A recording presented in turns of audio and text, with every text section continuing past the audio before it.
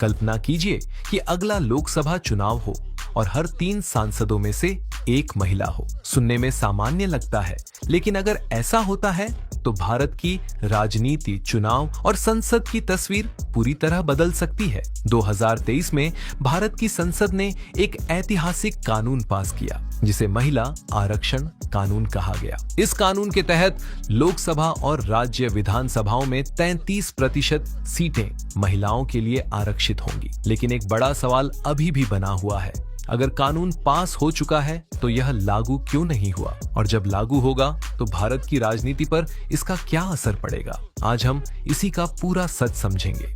भारत में महिलाओं की आबादी लगभग 50% है, लेकिन संसद और विधानसभाओं में उनकी भागीदारी काफी कम रही है। इसी समस्या को दूर करने के लिए महिला आरक्षण कानून लाया गया। इस कानून के अनुसार लोकसभा की 33% सीटें महिलाओं के लिए आरक्षित होंगी। राज्य विधानसभाओं में भी 33% सीटें महिलाओं के लिए आरक्षित होंगी। एससी और एसटी वर्ग की आरक्षित सीटों में भी 33% महिलाओं के लिए आरक्षित होंगी। सरकार का तर्क है कि इससे महिलाओं को राजनीति में ज्यादा प्रतिनिधित्व मिलेगा और निर्णय लेने की प्रक्रिया में उनकी भागीदारी बढ़ेगी।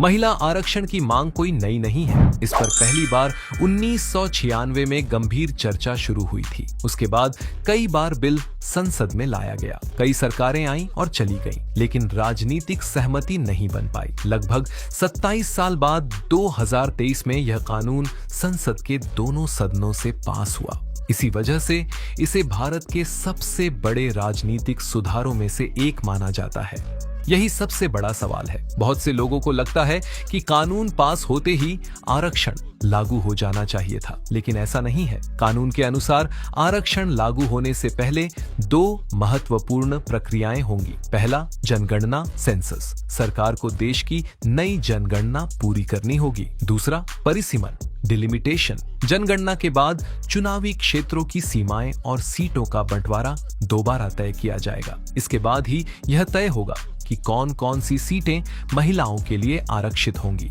यही कारण है कि कानून पास होने के बावजूद इसका प्रभाव अभी जमीन पर दिखाई नहीं देता।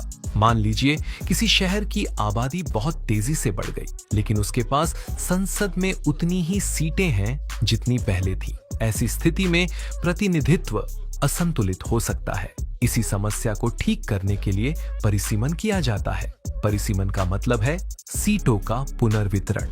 निर्वाचन क्षेत्रों की सीमाओं में बदलाव, आबादी के अनुसार प्रतिनिधित्व तय करना, महिला आरक्षण का लागू होना इसी प्रक्रिया से जुड़ा हुआ है। मान लीजिए किसी शहर की आबादी बहुत तेजी से बढ़ गई, लेकिन उसके पास संसद में उतनी ही सीटें हैं जितनी पहले थी। ऐसी स्थिति में प्रतिनिधित्व असंतुलित हो सकता है। इसी समस्या को ठीक करने असर नंबर 1, संसद में महिलाओं की संख्या बढ़ेगी। यदि कानून पूरी तरह लागू होता है तो संसद में महिलाओं की भागीदारी काफी बढ़ जाएगी। यह भारत के राजनीतिक इतिहास का सबसे बड़ा प्रतिनिधित्व परिवर्तन हो सकता है। असर नंबर 2, राजनीतिक पार्टियों की रणनीति बदलेगी। आज कई राजनीतिक दल सीमित संख्या में महिला उम्मीदवार उतारते हैं, लेकिन आरक्षण लागू होने के बाद उन्हें बड़ी संख्या में महिला नेताओं को तैयार करना पड़ेगा। इससे राजनीति में नए चेहरे देखने को मिल सकते हैं। असर नंबर 3, नए मुद्दों को